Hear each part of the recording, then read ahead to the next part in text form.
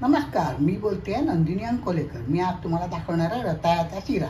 झटके पाठवणारा शिरा आहे। उपासालाही हा शिरा चालतो। एकदम कमी साहित्यामध्ये हा शिरा होतो। चला तर बघूया आपण काय काय साहित्य घेतलं ते।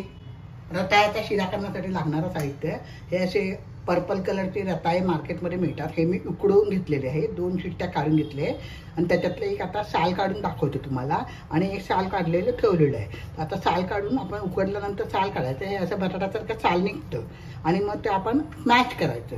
आता त्याला बाकीचं साहित्य लागणार आहे। तूप लागेल जरुरीप्रमाणे, साधारणपणे 2 ते 3 टेबलस्पून या 2 ह्याच्यासाठी लागेल। अर्धी वाटी गूळ घेतला आहे मी थोडा बारीक करून।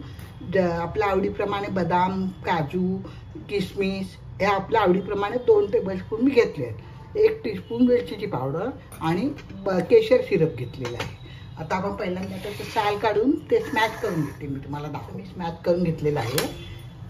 बटाट्यासारखं आपण त्यांनी चमच्याने स्मॅश करायचं।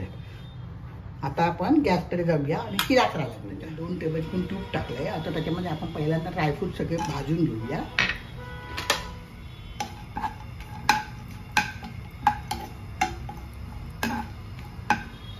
त्यात तुपामध्ये आपण हे रताळ्याला जे स्मॅश करून घेतलेलं आहे ते टाकायचं आणि तुपावरती जरा परतवायचं।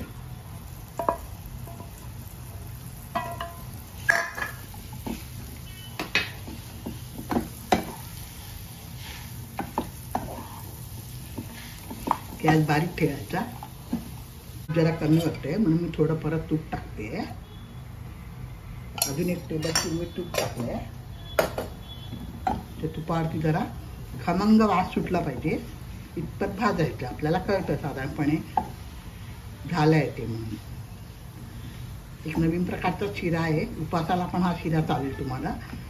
तुम्ही करून बघा। माझ्या चॅनलवर नवीन असाल तर सबस्क्राईब करा, लाईक करा, शेअर करा, मित्रमैत्रिणींना शेअर करा, आपला कॉमेंट्स मला कळवा।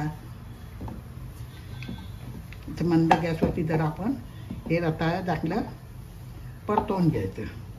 गूळ टाकूया।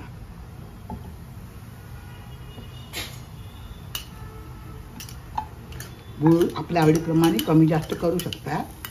आम्हाला जरा गोड कमी लागतं म्हणून आम्ही थोडा गूळ टाकलाय।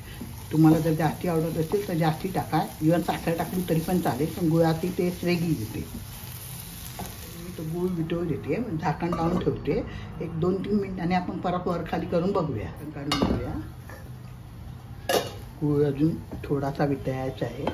परत वर खाली करून परत मी 1-2 मिनिटं झाकण ठेवून परत वाफ काढते।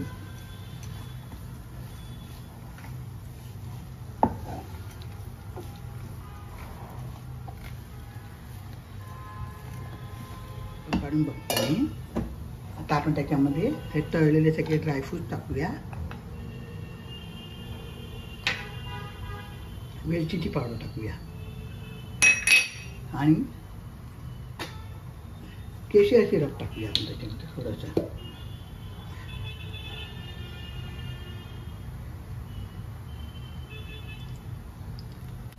मिक्स करूया आपण आता नीट। त्याचे झाला आपला रताळ्याचा शिरा।